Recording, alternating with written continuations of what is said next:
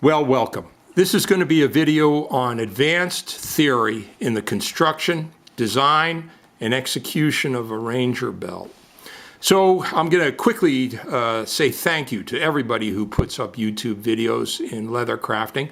I certainly have watched a number of them and have enjoyed them and learned a great deal. This is my way of saying thank you. I'm going to talk a bit on this theory. If you're considering building a Ranger belt, get a small pad and a pen. We're going to go fast and a lot of information is going to fly here.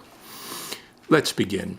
Well, I'm going to clear this one right away. Why did I make this belt? This belt was made for myself, and that has consequences, that decision, whether you make it for yourself, you're making it for a loved one, a family member, or a client. A lot of the tips here are going to really help you out. This was for myself, so I wanted it to be as right and tight and well made as I could make it. The basics. It doesn't start with the belt, people. It starts with the pants. And that's why I'm showing you the belt in the pants.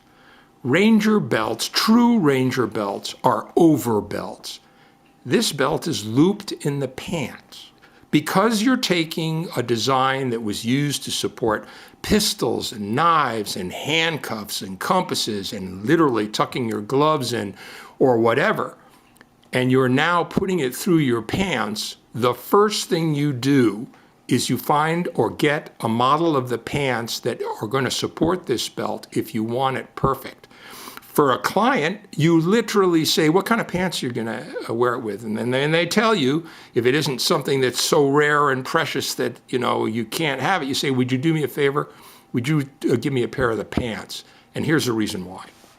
These two belt loops can be so restrictive with 4 layers of leather, in this case 4 layers of 8 to 9 ounce veg tanned leather, that if you run into them, either things won't fit into it, under it, or it runs right into it, you're going to produce a belt that you're going to be constantly reminded.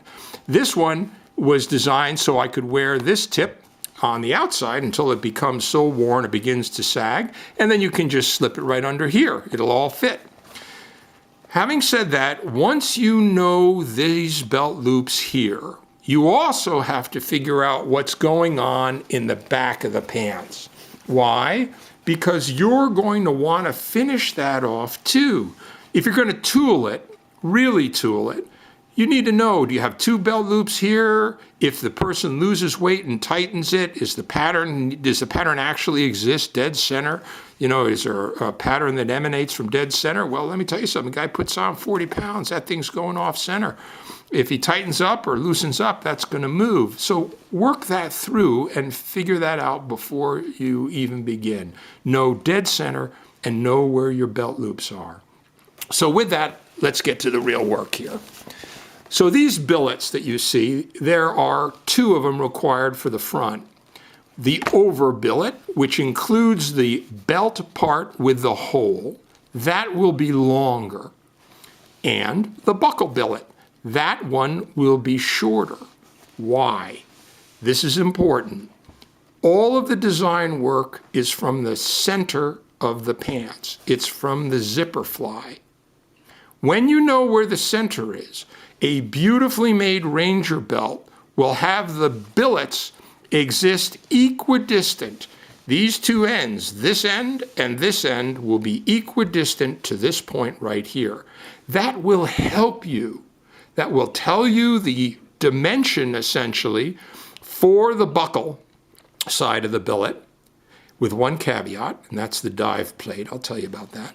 And it will help you know where it is for the top belt part as well.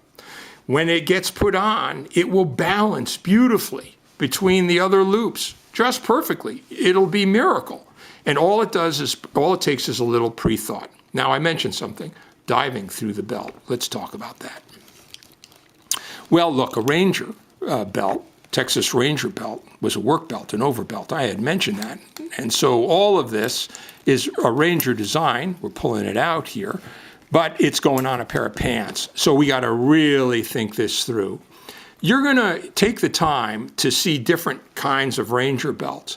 A lot of people secure the buckle by doing a traditional return here, bending it around, and then riveting it or stitching it or snapping it here, here, here, and then stitching. You don't have to do any of that. If you bring it around again, you will literally have 5 layers of leather right in the front. It's going to be about this damn thick, and every time you walk through a room, you're going to scrape the walls if you turn sideways. The better way to do it, in my opinion, and this is just one man's opinion, is dive it through and terminate it here under the buckle. And do that with either a Chicago screw, a snap, or you can actually stitch it if it's a one-way ticket. In order to do that, make templates. Let's talk about that. You're probably saying, is this guy going to give you a template for these billets? No, you can't. You're going to do the template work because it's really easy. The first thing you do is you create a perfect template of the master width that fits through both or one of the belt loops and goes through the buckle properly. You make it as wide as you possibly can. Why? Because under tension, it's going to stretch, and when it's stretched, it's going to get thinner. So give it everything it's got on the width. That helps you in a design perspective to figure out what the overlay is on the belt below. I wanted this kind of reveal. I wanted the billets to come out and touch the ends here, and I wanted the overlay to look nice and clean. By the way, this is not a lined belt. I've got 4 layers in the front of 8 to 9 ounce. It's actually more 9 than it is 8. That's enough. I hand stitch all this stuff. I'm perfectly comfortable having people see the stitch work in the back. I think it's nice. On that, by the way, this is a 3mm pricker set.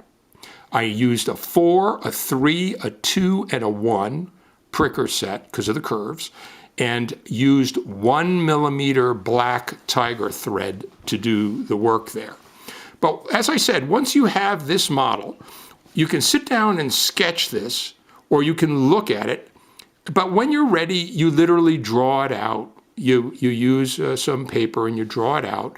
And now you know where to look for the belt loops and the center work and where the pant is, right? Pants are and all the rest. You can work this out. But you're going to dive through here, so you need another model. You need a model that's the slot so that you know what that is, okay? And then you're going to need one more model. This is you don't have to do this, but this is how I approach them, with the skiving work done, so that you know how much actually gets skived and you can deliver the maximum strength right here, right at that point. By the way, when you don't curve this thing back, you don't get the thickness because, even if you skive it, but you also get nice linear pull here, nice strength pull when you do your termination here. And I chose to make it long enough so that the belt is completely covered by leather. By the way, this piece here, if you've got a gorgeous belt and don't want it scraped, you don't worry about it because the top layer, this belt that feeds from the other side goes in here and covers that. So this is actually leaning on that, and it's perfectly fine. So that's how you get your dimensions for your billets, and that's how I designed the billets. If it's lined, you're going to have stitching work all the way down both sides, and I didn't want it. I want it nice and clean. All right, what about this? I mentioned to you that some people put a termination here, move this strap over here, put a termination between these two. Why did I build it like this? Well, because I knew what the pants were, and I didn't need another interference here, right?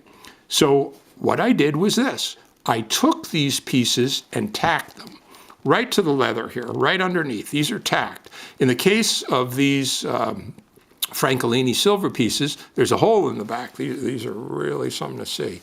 And I just stitched them on here. Now, when I did the belt loop for the exchange on the back layer, I obviously hand stitched in the center here, and then I tacked that too. There's a little tack back there you can just barely see. So that's on. You want to change it, you're going to take a knife and you're going to cut them off. If you don't want to change it, it's going to be there and it's never going to move. And that's really nice. Now, the other thing that you should be aware of is now that you've got it all balanced, and now that you have got your belt in a a position that you know these dimensions, then guess what?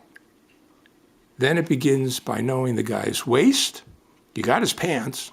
Now you literally say, give me a belt, or tell a guy how to get the right kind of measurement with a belt. Not everybody knows. It's not from here. It's from here, right there. From there down to the hole, his favorite hole at the other end. And when you have all that, you should be able to do this with 3 holes. That's it, 3 holes. Should be close enough. If he needs more, he can punch it out, but he's going to move through 3 holes. It's going to be, a lot of eating or a lot of dieting, and it gets nice and clean. Now, what about the back? Well, you can tool it. You got only one 8 to 9 in the back, but I did a full billet. I did the exact same billet down. This is all hand stitched, 3 millimeter. It's all done. And it gives it enormous strength and really feels great across your back. Now, a lot of people are going to say, whoa, wait a minute. How in God's name how was he able to do the pricking work here? How is he able to gauge that all out? Well, there's a couple things you can do. I'll tell you how I did it in my experience. So I found dead center in the back. And then I knew how to balance this out. And it literally, when this is on, it balances out, perfectly. It's not on myself, but it balances out just gorgeously. And then when I had that, what I did is this. I'm moving this so you can see it here. Hang on. All right. What I did is I put 2 little rubber clamps here with leather between them, held it. And then I marked this and I marked this so I knew where the belt was going. Then I took this and I put it down on the table, right like this in front of me. And I did my scoring for my stitch line. And then I took my pricker and did the whole thing. Not on here, just this billet was done, okay? Then what I did, you have a choice. You can glue it to the back, in which case you just put it back down here and you scribe around it and you take the surface off the back and you put it on here and you glue it and then you get to work, and that's fine. But this is a glueless project, so how do you do it without glue? Because, the point is I didn't line it. I'm not doing glue here. So I used those 2 clamps and I put it on here, and then I used the tool and I pricked this, right, the bottom. Then I took this back off and I punched it. Then I put this on and I stitched it from here to here. And by the time I was done, this thing was so firm on the belt that all I did was I took the tool and did the rest of the holes like this. And then when I did this stitching, I gathered it all and just ungathered it and did the rest of the sewing, and it was finished. And that's how I did it. So with that, it's a finished project. Well, that's it. That's enough. You've been very kind and you're very patient. Now, I told you there's a secret, right? Here's the secret. It's my first Ranger belt. This video is being given to you in the very, very first days of February. I started leather work in late November.